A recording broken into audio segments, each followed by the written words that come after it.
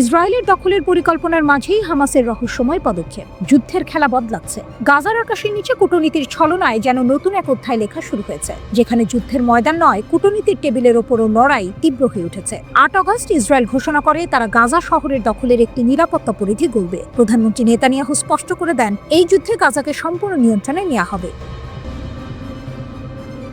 একদিকে যুদ্ধের আগুন জ্বলছে, অন্যদিকে চলছে টেবিলের পেছনের জটিল কূটনীতি। এই উত্তেজনার মাঝেই হামাস চালিয়েছে এক চমকপ্রদ পদক্ষেপ। তাদের নেতা খলিল আল হাইয়া একটি উচ্চস্তরের প্রতিনিধি দলের নেতৃত্ব দিয়ে মিশরে যাচ্ছেন গাজা যুদ্ধবিরতি আলোচনার জন্য। টাইমস অফ ইসরায়েল জানিয়েছে, এই সফর তুরস্কের মাধ্যমে সম্ভব হয়েছে, যেখানে নতুন করে কূটনৈতিক যোগাযোগ প্রতিষ্ঠিত হয়েছে মিশর ও হামাসের মধ্যে। ইতিহাসের মোড় ঘুরে যাচ্ছে। গাজায় আগুন ধরে থাকার সময় উষ্ণ অঞ্চলের বাইরে বিশ্বমঞ্চে চলছে শান্তির খোঁজ। স্পেনের ইবিজায় মার্কিন দূত উইটকফ ও কাতারের প্রধানমন্ত্রীর বৈঠক যেন এক নতুন দরজা খুলেছে, যেখানে গাজা যুদ্ধের সমাধানের ব্যাপক প্রস্তাবনা হাতে এসেছে। এই প্রস্তাবনায় রয়েছে এক আশ্চর্য রহস্য: ইসরায়েলের সম্পূর্ণ প্রত্যাহার, বন্দীদের মুক্তি এবং হামাস নেতাদের নির্বাসন। শুধু তাই নয়, চুক্তিতে বলা হয়েছে সশস্ত্র গোষ্ঠীগুলোর নিরস্ত্রীকরণ এবং গাজায় নতুন বেসামরিক কর্তৃপক্ষ গঠনের কথা। মার্কিন যুক্তরাষ্ট্র, কাতার এবং মিশর এখন তীব্রভাবে কাজ করছে যেন গাজার সম্পূর্ণ দখল রোধ করা যায়। উইটকফ স্পষ্ট করেছেন, আমরা যুদ্ধ শেষ করতে চাই, তা বাড়াতে নয়। তবে এই শান্তির বার্তার পেছনে লুকিয়ে আছে একটি কঠিন বাস্তবতা। যদি ইসরায়েল এই প্রস্তাব অগ্রাহ্য করে, তাহলে যুদ্ধ শুরু হবে নতুন উদ্যমে। হামাসের শক্তি এই পরিস্থিতিতে যেন আরো ঘনীভূত হয়েছে। শুধু ট্যাঙ্ক, ক্ষেপণাস্ত্র বা গুলির বাহন নয়, তাদের কূটনৈতিক জাল এবং মিত্র শক্তির সঙ্গে সমন্বয়ে এখন তাদের বড় হাতিয়ারের মতো কাজ করছে। তুরস্ক, কাতার ও মিশরের মিথস্ক্রিয়া এই যুদ্ধের চতুর্থ দিক হয়ে উঠেছে। গাজার রাস্তায় যে যুদ্ধ চলছে, তার বাইরে এখন কূটনৈতিক যুদ্ধেও চলছে কঠিন টানাপোড়ে। হামাস বুঝিয়ে দিয়েছে, তারা কেবল যুদ্ধের ময়দানে নয়, শান্তির আলোচনাতেও তার প্রতিপক্ষের চেয়েও শক্তিশালী অবস্থান অর্জন করতে চায়। এই জায়গায় সবচেয়ে বড় টুইস্টটি হলো, যুদ্ধের দাবানল জ্বলতে থাকা অবস্থায় হামাস একদিকে শক্তি প্রদর্শন করলেও অন্যদিকে তারা আলোচনার টেবিলে ফিরে এসেছে, যেখানে পুরনোগুলো বন্ধ ও নতুন গড়ার প্রতিশ্রুতি রয়েছে। গাজার ভবিষ্যৎ নির্ভর করছে সেই চূড়ান্ত মুহূর্তের সিদ্ধান্তের উপর। শান্তির প্রস্তাব গ্রহণ হবে নাকি আগুনের নতুন রৌদ্রোদয় ঘটবে, এখনো অনিশ্চিত। তবে একথা স্পষ্ট, গাজার ভূমি এখনো হারিয়ে যায়নি। হামাসের পিছু হটার ছল নেই। তারা যুদ্ধের পাশাপাশি কূটনৈতিক ময়দানে ও শক্তির ছন্দ বজায় রাখার পরিকল্পনা করছে। এটাই তাদের আসল শক্তি, যেখানে যুদ্ধের আগুন জ্বালানো ও শান্তির আলো ছড়ানো একসঙ্গে চলতে পারে। গাজার আকাশ অন্ধকার, কিন্তু সেই অন্ধকারের মাঝে জ্বলছে এক অদম্য প্রতিরোধের আলোকবর্তিকা। এখন গাজা শুধু যুদ্ধের ময়দান নয়, আন্তর্জাতিক কূটনীতির বড় অঙ্গনের মধ্যেও শক্তির প্রতিদ্বন্দ্বিতার কেন্দ্রে দাঁড়িয়ে আছে। গাজার ভবিষ্যৎ এখন শুধু ট্যাঙ্ক আর গোলা বারুদ নয়, এখন তা কূটনীতির নিপুণ খেলায় বাঁধা। এই খেলায় বিজয়ী হতে পারলে হামাস তাদের অস্তিত্বের নতুন অধ্যায় শুরু।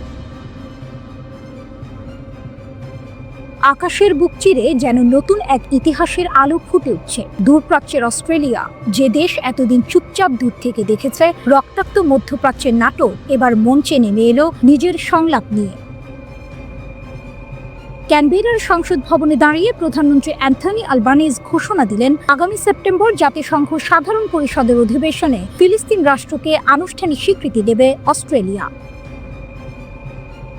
এ যেন মরুভূমির তপ্ত বালুর ওপর হঠাৎই বয়ে যাওয়া এক শীতল বাতাস। আলবানিজের কণ্ঠে দৃঢ়তা। দ্বিরাষ্ট্রভিত্তিক সমাধানই মধ্যপ্রাচ্যের সহিংসতার চক্র ভাঙার সর্বোত্তম পথ। মানবতার শেষ আশ্রয় এটাই। তিনি আরও জানান, ফিলিস্তিনি কর্তৃপক্ষ ইতিমধ্যে প্রতিশ্রুতি দিয়েছে অস্ত্র ত্যাগ করবে, সাধারণ নির্বাচন আয়োজন করবে এবং ইসরায়েলের অস্তিত্ব স্বীকার করবে। কিন্তু এই ঘোষণার মুহূর্তে যেন অন্য প্রান্ত থেকে ধেয়ে এলো ঝড়।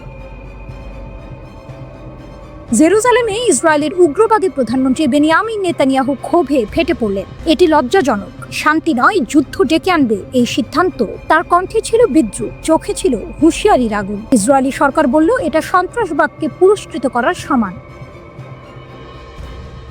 শুধু ইসরায়েল নয়, অস্ট্রেলিয়ার ভেতর থেকেও উঠল আপত্তির সুর। বিরোধী দল জায়নিস্ট ফেডারেশন বলল, এই সিদ্ধান্ত হামাসকে সাহস দেবে, উত্তেজনা বাড়াবে। কিন্তু আলবানিজ নড়লেন না এক চুল। তিনি জানালেন, সাম্প্রতিক সপ্তাহে যুক্তরাজ্য, ফ্রান্স, নিউজিল্যান্ড, জাপানি নেতাদের সঙ্গে আলোচনার পরেই এই সিদ্ধান্ত এসেছে। এখন জাতিসংঘের 193 সদস্যের মধ্যে 147 দেশ ফিলিস্তিনকে স্বীকৃতি দিয়েছে, আর অস্ট্রেলিয়া যোগ হতে চলেছে সেই তালিকায়। এ যেন এক দীর্ঘযাত্রার আরেকটি মাইলফলক, কারণ এতদিন অধিকাংশ পশ্চিমা গণতান্ত্রিক দেশ এই স্বীকৃতি থেকে বিরত থেকেছে। যুক্তরাষ্ট্র আজও বিরত আছে। ওয়াশিংটন স্পষ্ট জানিয়ে দিয়েছে, তারা এখনো ফিলিস্তিনকে স্বীকৃতি দেবে না। তবে এই ঘোষণার পেছনে আছে এক ভয়াবহ বাস্তবতা। জাতিসংঘের তথ্য বলছে গাজার 87% এলাকা ইসরায়েলি নিয়ন্ত্রণে বা সরিয়ে নেওয়ার নির্দেশের আওতায়। সংস্থাটি সতর্ক করে দিয়েছে আরও সামরিক অগ্রগতি বিপর্যয়কর পরিণতি আনতে পারে। বিশ্বজুড়ে নিন্দার ঝড় উঠেছে ইসরায়েলের নতুন দখল পরিকল্পনা নিয়ে। জাতিসংঘ, মানবাধিকার সংস্থা, ইউরোপীয় ইউনিয়ন সবাই বলছে এই পথ রক্তপাত বাড়াবে। তারা দাবি তুলেছে অস্ত্রবিরতি হোক, বন্দীদের মুক্তি হোক, মানবিক সহায়তা অবাধে প্রবাহিত হোক। হামাস, ইরান, সৌদি আরব এরা বলছে এটি জাতিগত নিপীড়ন, এটি গণহত্যা। মিশর, জর্ডান, তুরস্ক, স্পেন সহ বহু দেশও একই ভাষায় বলছে এটি দ্বিরাষ্ট্র সমাধানের বিরুদ্ধে আঘাত, ফিলিস্তিনি অধিকার লঙ্ঘন। তারা আন্তর্জাতিক সম্প্রদায়ের কাছে আহ্বান জানাচ্ছে এবার কঠোর পদক্ষেপ নাও। দৃশ্যপট যেন সিনেমার মতো। একদিকে ধ্বংসস্তূপের ধুলোয় ঢেকে থাকা বিধ্বস্ত গাজা, অন্যদিকে কূটনৈতিক মঞ্চ রাজনীতির দাবা খেলা, যেখানে এক চলে বদলে যেতে পারে পুরো অঞ্চলের ভাগ্য। অস্ট্রেলিয়ার এই স্বীকৃতি কি শান্তির নতুন জানালা খুলে দেবে?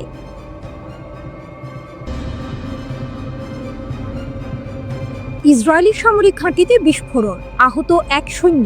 গাজা যুদ্ধের আবহে দক্ষিণ ইসরায়েলের একটি সামরিক ঘাঁটিতে একটি শক্তিশালী বিস্ফোরণের ঘটনা ঘটেছে। এই বিস্ফোরণে একজন ইসরায়েলি সৈন্য গুরুতরভাবে আহত হয়েছে। ইসরায়েলি সামরিক বাহিনীর পক্ষ থেকে জানানো হয়েছে এই ঘটনাটি একটি দুর্ঘটনা, তবে এ নিয়ে বেশ কিছু পরস্পর বিরোধী বক্তব্য সামনে এসেছে।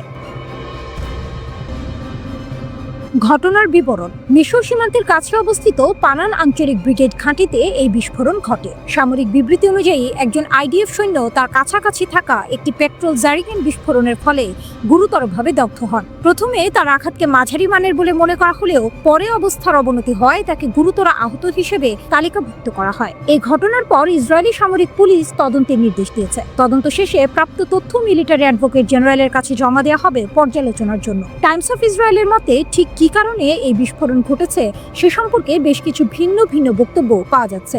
এই বিস্ফোরণের ঘটনা এমন এক সময় ঘটল যখন ইসরায়েল প্রায় প্রতিদিনই ক্ষেপণাস্ত্র ও ড্রোন হামলার শিকার হচ্ছে। ইয়েমেনি বাহিনী ইসরায়েলে 3টি ড্রোন হামলার দাবি করেছে। একই সাথে হামাস ও তার সহযোগীরা গাজা থেকে দক্ষিণ ইসরায়েলে অবিরাম ক্ষেপণাস্ত্র ও মর্টার হামলা চালাচ্ছে। 2023 সাল থেকে ইসরায়েলের ব্যাপক সামরিক অভিযান সত্ত্বেও গাজার ভেতরে ও বাইরে হামাসের আক্রমণ এখনো থামেনি। এদিকে গাজায় হামলা বন্ধে ইসরায়েল সরকারকে চাপ দিতে মার্কিন প্রেসিডেন্ট ডোনাল্ড ট্রাম্পের কাছে আহ্বান জানিয়েছেন ইসরায়েলের 6 শতাধিক অবসরপ্রাপ্ত নিরাপত্তা কর্মকর্তা। এর মধ্যে ইসরায়েলের গোয়েন্দা সংস্থাগুলোর সাবেক প্রধানরাও রয়েছেন। ট্রাম্পের উদ্দেশ্যে লেখা এক খোলা চিঠিতে বলা হয়েছে, বর্তমানে হামাসকে ইসরায়েলের জন্য হুমকি বলে মনে করেন না তারা। 4 আগস্ট ওই চিঠি বিভিন্ন সংবাদ মাধ্যমে পাঠানো হয়েছে। তাতে বলা হয়েছে, ইসরায়েলিদের বড় অংশের কাছে আপনার ট্রাম্প বিশ্বাসযোগ্যতা, প্রধানমন্ত্রী বেনিয়ামিন নেতানিয়াহু ও তার সরকারকে সঠিক পথে পরিচালনা করার জন্য আপনার সক্ষমতা বৃদ্ধি করে। যুদ্ধ বন্ধ করুন, জিম্মিদের ফিরিয়ে আনুন, দুর্দশা থামান। এমন সময় ট্রাম্পের উদ্দেশ্যে এই চিঠি লেখা হলো যখন গাজায় সামরিক অভিযান জোরদার করার কথা বলেছেন নেতানিয়াহু। সংঘাত বন্ধে হামাসের সঙ্গে ইসরায়েল সরকারের আলোচনাও থমকে আছে। এরই মধ্যে প্রতিদিন গাজায় ইসরায়েলের হামলায় বিপুল সংখ্যক ফিলিস্তিনি নিহত হচ্ছেন। 2023 সালের 7 অক্টোবর সংঘাত শুরু হওয়ার পর গাজায় নিহত হয়েছেন প্রায় 61,000 ফিলিস্তিনি। ফিলিস্তিনের গাজায় বন্দী জিম্মিদের কাছে ত্রাণ সরবরাহের জন্য রেড ক্রসের সঙ্গে কাজ করতে প্রস্তুত হামাস। এই তথ্য জানিয়েছে ফিলিস্তিনের স্বাধীনতাকামী সংগঠনটি। তবে এজন্য ইসরায়েলকে কিছু শর্ত দিয়েছে তারা। সেগুলো হলো ইসরায়েলকে স্থায়ীভাবে মানবিক করিডর খুলে দিতে হবে। এছাড়া ত্রাণ সরবরাহের সময় বন্ধ রাখতে হবে আকাশপথে হামলা। হামাস জানিয়েছে একটি সার্বভৌম ফিলিস্তিনি রাষ্ট্র না হওয়া পর্যন্ত নিরস্ত্রীকরণে সম্মত হবে না। গাজায় যুদ্ধবিরতির বিষয়ে ইসরায়েলের অন্যতম প্রধান দাবির জবাবে তারা এটি জানিয়েছে।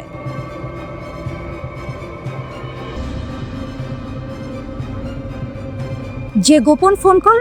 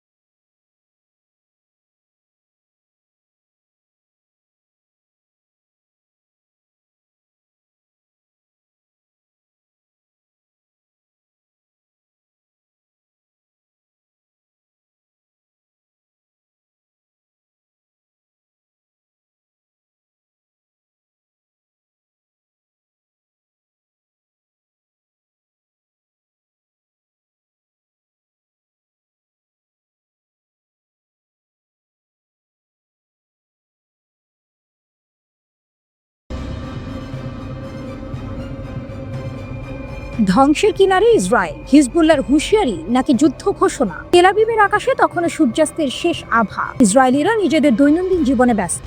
৮ মাস ধরে চলা এক অদৃশ্য নিরাপত্তা বলয়ের মধ্যে তারা যেন অনেকটাই স্বস্তিতে। কিন্তু হঠাৎই লেবানন থেকে ভেসে এলো এক বজ্র কণ্ঠ। হিজবুল্লাহর প্রধান শেখ নাঈম কাসেমের একটি ছোট্ট কিন্তু ভয়ঙ্কর বার্তা যেন সব শান্তি কেড়ে নিল। তার কথাগুলো ছিল অনেকটা এমন: তোমাদের নিরাপত্তা যা তোমরা ৮ মাস ধরে গড়ে তুলেছ তা ১ ঘন্টার মধ্যেই ধ্বংস করে দেওয়া সম্ভব। শুধু কয়েকটি ক্ষেপণাস্ত্রের আঘাতই যথেষ্ট। এই একটি উক্তি যেন মধ্যপ্রাচ্যের উত্তপ্ত রাজনীতিতে নতুন করে আগুন জ্বালিয়ে দিল। শেখ নাঈম কাসেমের এই হুঁশিয়ারি কোনো সাধারণ হুমকি ছিল না, এটি ছিল একটি স্পষ্ট আলটিমেটাম। তিনি সরাসরি ইঙ্গিত দিলেন যে হিজবুল্লাহর হাতে এমন অস্ত্র আছে যা দিয়ে ইসরায়েলকে মাত্র ১ ঘন্টার মধ্যেই নিশ্চিহ্ন করে দেওয়া সম্ভব। কিন্তু এই হঠাৎ হুমকির পেছনে আসল কারণ কি? শেখ নাঈম কাসেমের এই ভাষণটি ছিল ইরানের ইসলামী বিপ্লবী গার্ড বাহিনীর শহীদ ব্রিগেডিয়ার জেনারেল মোহাম্মদ সাঈদ ইজাদির ৪০তম শাহাদাত বার্ষিকীর অনুষ্ঠানে। ইজাদি ছিলেন ফিলিস্তিনি প্রতিরোধ গোষ্ঠীগুলোর ঐক্যের পক্ষে একজন বড় সমর্থক। তিনি বিশ্বাস করতেন ইমাম খোমেনি এবং ইমাম খামেনির আদর্শ মেনেই ফিলিস্তিনিদের পাশে থাকতে হবে। তার এই আদর্শই হিজবুল্লাহর লড়াইয়ের মূল ভিত্তি। তাই তার মৃত্যু, যা ইসরায়েলের বিরুদ্ধে লড়াইয়ে ফিলিস্তিনিদের আরো ঐক্যবদ্ধ করার প্রতীক, তা যেন হিজবুল্লাহ নতুন করে জ্বলে ওঠার কারণ হয়ে দাঁড়িয়েছে। ভাষণে নাঈম কাসেম স্পষ্ট করে বলেছেন যে লেবাননের প্রতিরোধ শক্তি সুসংহত এবং দেশের সার্বভৌমত্ব রক্ষার জন্য তারা সম্পূর্ণ প্রস্তুত। তিনি আন্তর্জাতিক চাপ সত্ত্বেও অস্ত্র সমর্পণ করতে রাজি নন। আন্তর্জাতিক মহল যখন হিজবুল্লাহকে নিরস্ত্র করার জন্য চাপ দিচ্ছে, তখন নাঈম কাসেম সরাসরি পাল্টা প্রশ্ন ছুড়ে দিয়েছেন: যদি আমরা অস্ত্র ছেড়ে দিই তাহলে লেবাননকে কে রক্ষা করবে? তার মতে ইসরায়েলি নেতারা প্রকাশ্যে ঘোষণা দিয়েছেন যে হিজবুল্লাহ অস্ত্র না ছাড়া পর্যন্ত তাদের আগ্রাসন বন্ধ হবে না। যুদ্ধ নাকি কূটনীতির খেলা? হিজবুল্লাহর এই কঠোর অবস্থান কি সত্যিই একটি আসন্ন যুদ্ধের ইঙ্গিত, নাকি এটি কেবল ইসরায়েলের ওপর চাপ সৃষ্টির একটি কৌশল? নাঈম কাসেম তার বক্তব্যে স্পষ্ট করে বলেন, হিজবুল্লাহ তাদের শেষ নিঃশ্বাস পর্যন্ত লড়াই চালিয়ে যাবে। এই বক্তব্য থেকে বোঝা যায় তারা কোনো অবস্থাতেই পিছু হটতে রাজি নয়। মধ্যপ্রাচ্যের পরিস্থিতি এখন এক অদ্ভুত মোড়ে এসে দাঁড়িয়েছে। একদিকে ইসরায়েলের সামরিক শক্তি, অন্যদিকে হিজবুল্লাহর অদম্য প্রতিরোধ ক্ষমতা। এই দুই পক্ষের মাঝখানে পড়ে লেবাননের সাধারণ মানুষ যেন শ্বাসরুদ্ধকর পরিস্থিতিতে। ১ ঘন্টার আলটিমেটাম, এই কথাটি কেবল একটি হুমকি নয়, এটি এক ধরনের রাজনৈতিক ঘোষণা। এটি একদিকে যেমন হিজবুল্লাহ দৃঢ়তা প্রমাণ করে, অন্যদিকে তেমনি ইসরায়েলকে সরাসরি বার্তা দেয় যে তাদের নিরাপত্তা কোনোভাবেই নিশ্চিত নয়।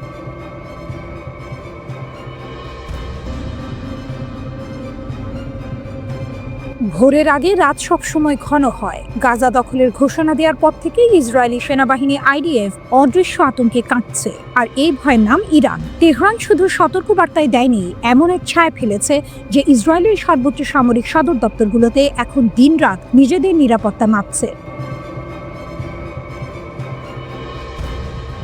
সব শুরু হয় ১০ আগস্টের পর। সেদিন ইরান স্পষ্ট ভাষায় জানায়, গাজা দখলের চেষ্টা মানে হবে ফিলিস্তিন মুছে ফেলা, আর তার জবাব হবে আগের চেয়ে বড় প্রতিশোধ। তেহরানের এই হুঁশিয়ারি যেন বজ্রপাতের মতো লাগে তেল আবিবে। সেনাপ্রধান ইয়াল জামির হঠাৎ আদেশ দেন, সব শীর্ষ সদর দপ্তরে আকস্মিক পরিদর্শন হবে, পরীক্ষা হবে যুদ্ধ শুরু হলে কিভাবে তারা টিকে থাকবে। এই গোপন মহড়ার কোড নাম ডন, মানে ভোর। কিন্তু এর আসল উদ্দেশ্য রাত নামার আগে ইরানের ছায়া থেকে বাঁচার প্রস্তুতি নেওয়া। রিপোর্ট বলছে, মহড়ায় এমন সব আচমকা দৃশ্য সাজানো হচ্ছে যেন একই সঙ্গে একাধিক যুদ্ধক্ষেত্র জ্বলে ওঠে, উত্তর থেকে দক্ষিণ, সাগর থেকে আকাশ। IDF এর উপপ্রধান তামির ইয়াদাই এতটাই ব্যস্ত হয়ে পড়েন যে তেল আবিব বিশ্ববিদ্যালয়ের নির্ধারিত অনুষ্ঠান বাতিল করতে বাধ্য হন। এমনকি সেনা রেডিও নিজেই স্বীকার করেছে, গাজা আক্রমণের প্রস্তুতি তার সময় কেড়ে নিয়েছে। পর্দার আড়ালে আরেকটি ভয় তাড়া করছে IDF কে। ইরানের সামরিক নেটওয়ার্ক শুধু সীমান্তে নয়, দূরবর্তী ঘাঁটিতেও আঘাত হানতে সক্ষম, এমন ধারণা গেঁথে গেছে তাদের মাথায়। আর ইরান জানিয়ে দিয়েছে, প্রয়োজন হলে তারা বহুমুখী যুদ্ধক্ষেত্র একসঙ্গে জ্বালিয়ে দিতে পারবে। ইতিহাস সাক্ষী, ইরানের প্রতিরোধ ক্ষমতা শুধু কথায় সীমাবদ্ধ নয়। মধ্যপ্রাচ্যের বহু সংঘর্ষে তারা দেখিয়েছে প্রয়োজন হলে আঘাত কতটা নির্ভুল হতে পারে। ঠিক এই কারণেই গাজা দখলের আগেই IDF নিজেদের ঘাঁটিকে লক করে দিচ্ছে, যেন আকাশ, মাটি, সমুদ্র কোনো দিক থেকেই শত্রু ঢুকতে না পারে। তবে গল্পে টুইস্ট এখানেই, যুদ্ধের আগুন শুধু সীমান্তে নয়, ইসরায়েলের ভেতরেও ছড়িয়ে পড়ছে। গাজা দখল পরিকল্পনার বিরুদ্ধে দেশেই সমালোচনা বাড়ছে। অনেকে বলছে এই অভিযান শুধু গাজাকে নয়, ইসরায়েলের নিজস্ব নিরাপত্তাকেও হুমকিতে ফেলবে। মিলবে, কারণ 50 জন বন্দী জীবিত ও মৃত এখনো গাজার ভেতরে আছে। আক্রমণ শুরু হলে তাদের পরিণতি হতে পারে ভয়াবহ। বাইরের দুনিয়াও চুপ নেই, আন্তর্জাতিক মহল একের পর এক সতর্কবার্তা দিচ্ছে, কিন্তু তেল আবিব কি থামবে? ইরান অপেক্ষা করছে, নীরব কিন্তু প্রস্তুত। আর ইসরায়েল জানে প্রথম গুলি ছোড়া মাত্রই সেই প্রতীক্ষা পরিণত হবে ঝড়ে। এই লড়াই শুধু গাজা দখলের নয়, এটা হবে মধ্যপ্রাচ্যের শক্তি ও ইচ্ছা শক্তির এক চূড়ান্ত পরীক্ষা। 2025 সালে ইরান ও যুক্তরাষ্ট্রের মধ্যে 5 দফা পারমাণবিক আলোচনা ব্যর্থ হয়। ষষ্ঠ দফা আলোচনার কয়েকদিন আগে ইসরায়েল ইরানে বিমান ও ড্রোন হামলা চালায়। পরবর্তীতে যুক্তরাষ্ট্র ইরানের পারমাণবিক স্থাপনাগুলোতে ভারী বোমা হামলা চালায়। পরবর্তীতে আলোচনা ভেস্তে যায়।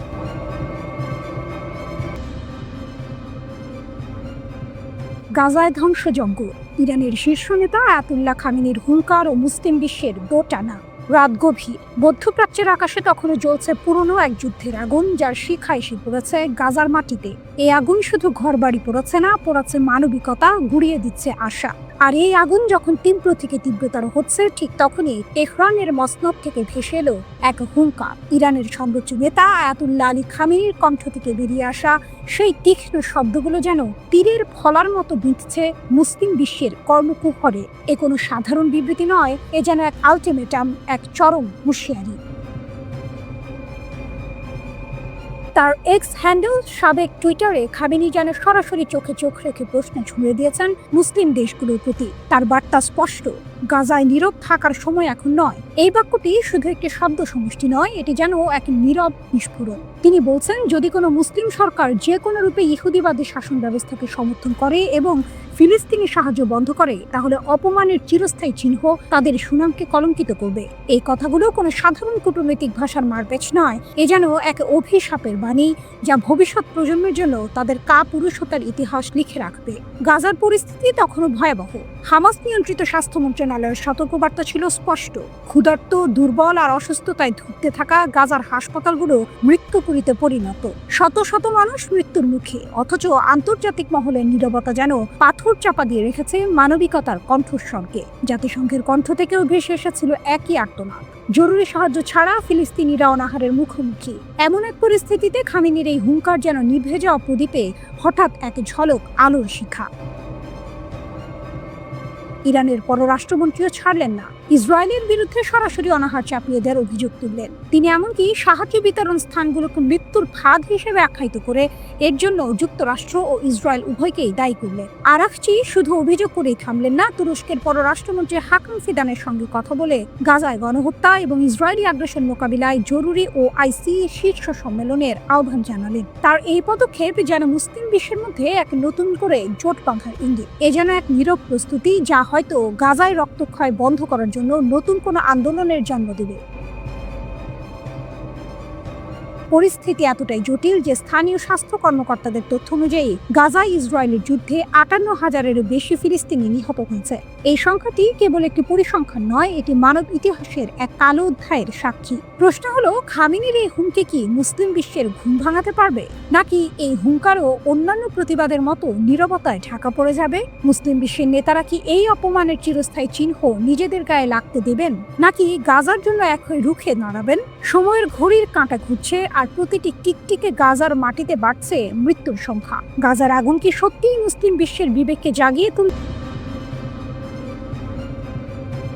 ভোর হওয়ার ঠিক আগের মুহূর্ত, রাতের অন্ধকার তখনও কাটেনি, আকাশে শুক তারা মিটিমিটি জ্বলছে, কিন্তু পারস্য উপসাগরের আকাশে তখন বারুদের গন্ধ। ইসরায়েলের আগ্রাসন ইরানের বুকে আঘাত হেনেছে। এ যেন এক বিনা উস্কানির হামলা। শান্ত পারমাণবিক স্থাপনাগুলো লক্ষ্য করে চালানো এই আক্রমণ কোনো সাধারণ ঘটনা নয়, এ ছিল ইচ্ছাকৃত আগ্রাসন। কিন্তু ইরান, তারা চুপ করে বসে থাকেনি, জবাব ছিল দাঁত ভাঙা। ইরানের পররাষ্ট্রমন্ত্রী আব্বাস আরাকচি চীনের CGTN চ্যানেলে যখন কথা বলেছেন, তার কণ্ঠে স্পষ্ট দৃঢ়তা। যুদ্ধ কখনো আমাদের পছন্দ ছিল না, তিনি বলছেন, কিন্তু যদি এটি আমাদের উপর চাপিয়ে দেওয়া হয় তবে আমরা পুরোপুরি প্রস্তুত। ভাবুন তো, এক শান্ত কূটনীতিবিদ যার কাজ আলোচনার টেবিলে বসা, তার মুখ থেকে এমন কথা। এর মানে কি ইরান কি তাহলে যুদ্ধের জন্য তৈরি?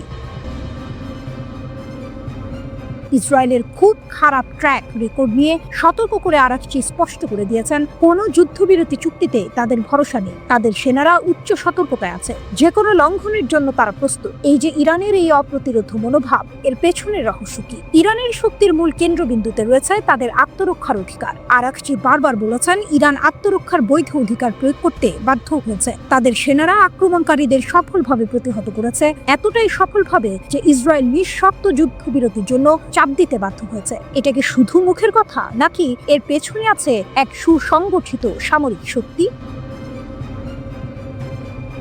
পারমাণবিক আলোচনার প্রসঙ্গে আরাকচি জোর দিয়েছেন রাজনৈতিক ইচ্ছার উপর। ইরান একটি ভারসাম্যপূর্ণ জয় জয় সমাধান চায়। তাদের পারমাণবিক কর্মসূচি যে সম্পূর্ণ শান্তিপূর্ণ সে বিষয়ে তারা অনড়। 2015 সালের PF+1 গ্রুপের সাথে হওয়া পারমাণবিক চুক্তি এর প্রমাণ। এই চুক্তির ফলে স্বচ্ছতা নিশ্চিত হয়েছে এবং ইরানের পারমাণবিক কর্মসূচি অসামরিক উদ্দেশ্যে সীমাবদ্ধ রয়েছে। ইরান এই চুক্তিকে সম্মান করে চলেছে। কিন্তু বর্তমান উত্তেজনার কারণ কি? আরাকচি স্পষ্টতই বলেছেন, মার্কিন যুক্তরাষ্ট্রের একতরফাভাবে চুক্তি থেকে প্রত্যাহারে বর্তমান সংকটের মূল। এ যেন এক পুরনো ক্ষত যা নতুন করে দগ্ধবে হয়ে উঠেছে। কূটনৈতিক সমাধানের পথই একমাত্র উপায় বলে তিনি জোর দিয়েছেন। তবে শর্ত একটাই, অপর পক্ষকে তাদের সামরিক এজেন্ডা ত্যাগ করতে হবে এবং ক্ষতির ক্ষতিপূরণ দিতে হবে। আর শান্তিপূর্ণ পারমাণবিক স্থাপনায় হামলার পরিণতি সেগুলো হবে ভয়াবহ পরিবেশগত দুর্যোগ, যা হবে তীব্র ও অমার্জনীয়।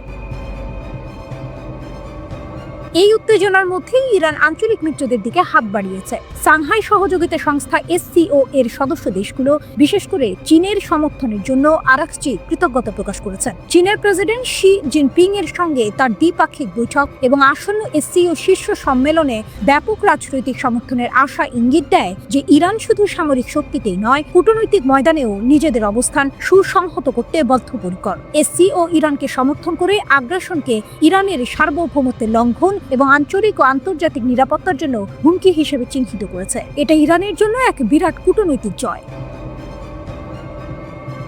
আরাকচির এই বক্তব্য কেবল একটি সতর্কবার্তা নয়, এটি ইরানের আত্মবিশ্বাস ও শক্তিরও বহিঃপ্রকাশ। তাদের অপ্রতিরোধ সামরিক প্রস্তুতি, দৃঢ় কূটনৈতিক অবস্থান এবং আন্তর্জাতিক সমর্থন সবকিছু মিলে এক নতুন ইরানকে দেখা যাচ্ছে। তারা যুদ্ধের উস্কানি দিচ্ছে না, কিন্তু যুদ্ধ যদি তাদের ওপর চাপিয়ে দেওয়া হয় তবে তারা প্রস্তুত। এ যেন এক শান্ত সমুদ্র যা তার গভীরে বিপুল শক্তি ধারণ করে আছে। কখন সেই শক্তি ফেটে পড়বে তা বলা কঠিন, তবে এটা স্পষ্ট, ইরান এখন আর সেই দেশ নয় যাকে সহজে দাবিয়ে রাখা যাবে। তারা নিজেদের অধিকার রক্ষায় যে কোনো মূল্যে লড়তে প্রস্তুত। ইরানের কেরমানের আকাশে তখনও সূর্য ওঠেনি, হঠাৎই মাটি কেঁপে উঠল। মুহূর্তে ঘুম ভাঙল ইরানের দক্ষিণাঞ্চলের মানুষের। রিক্টার স্কেলে মাত্রা 5.1, কিন্তু এই কম্পন শুধু মাটি নয়, কাঁপিয়ে দিল যুক্তরাষ্ট্র ও ইসরায়েলের বুকও। প্রশ্ন ছুড়ে দিল এক ধাক্কায়, এটা কি কেবল প্রাকৃতিক ভূমিকম্প, নাকি ইরান পারমাণবিক অস্ত্র তৈরি করে ফেলেছে আর তারই পরীক্ষা চালানো হলো এই জনহীন মরুভূমিতে? এর আগে ইরানের উত্তরাঞ্চল সেমনানে ভূমিকম্প হয়েছিল। সেই এলাকায় রয়েছে ক্ষেপণাস্ত্র কমপ্লেক্স ও স্পেস সেন্টার। এবার দক্ষিণের কেরমানে কাঁপন ধরা পড়ল ঠিক সেই জায়গায় যেখানে ইরানি রিভলিউশনারি গার্ডের একটি শিবির আর ক্ষেপণাস্ত্র মজুদ কেন্দ্র আছে। এ যেন কাকতালীয় নাকি লুকানো এক সংকেত, বুঝে উঠতে পারছে না কেউ। আমেরিকা ও জার্মানির ভূকম্পন পর্যবেক্ষণ সংস্থার তথ্য বলছে, কম্পনের উৎসস্থল ভূপৃষ্ঠের প্রায় 10 কিলোমিটার নিচে। বিশেষজ্ঞরা জানেন ভূমিকম্প হতে পারে প্রাকৃতিক কারণে, কিন্তু মাটির তলায় যদি বড় আকারের বিস্ফোরণ ঘটে, যেমন পারমাণবিক পরীক্ষায় হয়, তাহলেও একই রকম কাঁপন তৈরি হয়। তারা বলেন, পারমাণবিক বিস্ফোরণজনিত কম্পন ও প্রাকৃতিক ভূমিকম্প আলাদা করে বোঝা সম্ভব, কিন্তু প্রমাণ এখনো মেলেনি। তবুও পশ্চিমা মহল বহুদিন ধরে যে অভিযোগ তুলছে ইরান গোপনে পারমাণবিক অস্ত্র তৈরি করছে, এই ভূমিকম্পের পর আবারও নতুন করে তা ঘুরে ফিরে আসছে। ঘটনাক্রম সন্দেহ উস্কে দিচ্ছে। গত 13 জুন ইসরায়েল চালিয়েছিল অপারেশন রাইজিং লায়ন, ইরানের বিভিন্ন পরমাণু কেন্দ্র ও সামরিক ঘাঁটিতে বিমান ও ক্ষেপণাস্ত্র হামলা। এরপর 22 জুন ভোরে আমেরিকার B-2 বোমারু বিমান বোমা বর্ষণ করে ইরানের 3টি পরমাণু কেন্দ্রে। ওয়াশিংটনের দাবি, তাদের হামলায় ইরানের পারমাণবিক কর্মসূচিতে তেমন ক্ষতি হয়নি, কিন্তু তেহরানের কণ্ঠে ছিল দৃঢ়তা, আমরা আমাদের কর্মসূচি থামাবো না, কারণ এটি শান্তিপূর্ণ। কিন্তু শান্তিপূর্ণতার আড়ালে কি সত্যিই চলছে গোপন প্রস্তুতি? কেরমানের কম্পন কি সেই প্রস্তুতির প্রতিধ্বনি? ইতিহাস বলে ইরান ভূমিকম্প প্রবণ দেশ। বছরে প্রায় 20,000 ভূমিকম্প হয়, যার মধ্যে 15 থেকে 16টির মাত্রা 5-এর ওপরে থাকে। কিন্তু কাকতালীয়ভাবে সামরিক স্থাপনার কাছাকাছি বড় কম্পন, তাও ইসরায়েল ও আমেরিকার হামলার পরপরই এটা উপেক্ষা করা সহজ নয়। পশ্চিমা মহল শঙ্কিত ইরান হয়তো ইতিমধ্যেই এমন এক স্তরে পৌঁছে গেছে যেখানে তারা চাইলে কয়েকদিনের মধ্যে অস্ত্র পরীক্ষা চালাতে পারে। আর যদি সত্যি হয়ে থাকে তবে এর প্রতিধ্বনি শুধু কেরমানেই নয়, পেন্টাগনের মিটিং রুম, তেল আবিবের যুদ্ধকক্ষ, এমনকি রিয়াদের প্রাসাদেও কাঁপন তুলবে। ইরান এখনো চুপ, কিন্তু নীরবতাও এক ধরনের উত্তর। হয়তো আয়াতুল্লাহ খামেনেই জানেন, যত কম তারা বলে তত বেশি দুশ্চিন্তায় ভোগে তাদের শত্রুরা। কেরমানের এই ভূমিকম্প তাই হয়তো কেবল ভূগোলের গল্প নয়, এটি ভূ রাজনীতির নতুন অধ্যায়, যেখানে মাটির নিচের কাঁপন, আকাশের শত্রু আর তেহরানের অবিচল শক্তি মিলেমিশে তৈরি করছে ভবিষ্যতের সবচেয়ে বড় প্রশ্ন। ইরান কি প্রস্তুত হয়ে গেছে পারমাণবিক শক্তি হিসেবে আত্মপ্রকাশের জন্য? গাজার আকাশে আজ কালো মেঘের ঘনঘটা। 2023 সালের 7 অক্টোবর থেকে শুরু হওয়া যুদ্ধের দামামা এখনো থামেনি। ইসরায়েলের লাগাতার আগ্রাসনে একসময়ের সবুজ উপত্যকা আজ মৃত্যুপুরীতে পরিণত হয়েছে। শিশুদের খেলার মাঠ, ফসলের ক্ষেত, ঘরবাড়ি সবই এখন ধ্বংসস্তূপের নিচে চাপা পড়ে আছে। শুধু বোমার শব্দ আর গুলির আওয়াজ নয়, এই উপত্যকায় শোনা যায় নীরব দুর্ভিক্ষের করুণ আর্তনাদ। প্রতিদিন অনাহারে মৃত্যুর কোলে ঢলে পড়ছে শত শত শিশু, নারী ও পুরুষ। লাশের মিছিল দীর্ঘ থেকে দীর্ঘতর হচ্ছে। এই মানবিক বিপর্যয় সারা বিশ্বে এক গভীর ক্ষত তৈরি করেছে।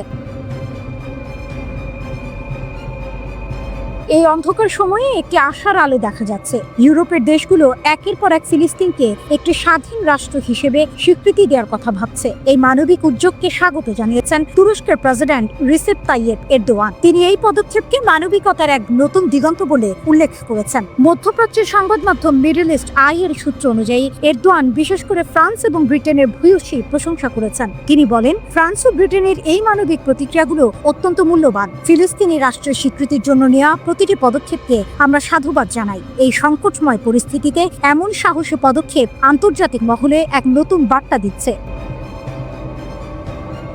এই চরম নৃশংসতার মুখে কোনো দেশ চুপ করে থাকতে পারে না, যেখানে ক্ষুধার্ত শিশুদের মৃত্যু হচ্ছে এবং খাবারের খোঁজে থাকা নিরীহ মানুষগুলোকে গুলি করে হত্যা করা হচ্ছে। এসব কথা বলতে গিয়ে তুরস্কের প্রেসিডেন্ট এরদোয়ানের কণ্ঠে ছিল গভীর হতাশা। তিনি বলেন, শিশুদের কান্না, মায়েদের আর্তনাদ আর মানুষের অসহায়ত্ব দেখেও কিভাবে আমরা নীরব থাকতে পারি। তিনি মানবতা বিরোধী দেশগুলোর কাছে আহ্বান জানিয়েছেন যেন ইসরায়েলকে আন্তর্জাতিক জবাবদিহিতার কাঠগড়ায় দাঁড় করানো হয়। এরদোয়ানের এই আহ্বান যেন একটি সুর হয়ে বেজে উঠেছে। ফ্রান্স সহ অন্তত 15টি পশ্চিমা দেশ ফিলিস্তিনকে স্বাধীন রাষ্ট্র হিসেবে স্বীকৃতি দেওয়ার আহ্বান জানিয়েছে। তাদের আহ্বানে সাড়া দিয়ে অন্য দেশগুলো ইতিবাচক মনোভাব দেখাচ্ছে। এই মানবিক স্রোত ফিলিস্তিনিদের মনে নতুন করে আশার সঞ্চার করছে। হয়তো এই সম্মিলিত পদক্ষেপই গাজার শান্তির সূর্যোদয় ঘটাতে পারবে। এই উদ্যোগগুলো শুধু ফিলিস্তিনিদের জন্য নয়, এটি সমগ্র মানবজাতির জন্য একটি বড় বার্তা। এই বার্তা হলো, যতই অন্ধকার আসুক না কেন, শেষ পর্যন্ত মানবতাই জয়ী হবে। জর্ডান, সংযুক্ত আরব আমিরাত, স্পেন, জার্মানি ও ফ্রান্স গাজার বিমান থেকে সাহায্য ফেলেছে। দেশগুলোর মধ্যে প্রথমবারের মতো স্পেন, জার্মানি ও ফ্রান্স গাজা উপত্যকায় আকাশ থেকে মানবিক সাহায্য বিতরণ করলো। দ্য টাইমস অফ ইসরায়েল স্থানীয় সূত্রের বরাতে এই তথ্য প্রকাশ করে। তাদের প্রতিবেদনে সংযুক্ত করা ফুটেজে মধ্য গাজার উপর দিয়ে বিমান থেকে সাহায্য পাঠানোর দৃশ্য দেখা গেছে।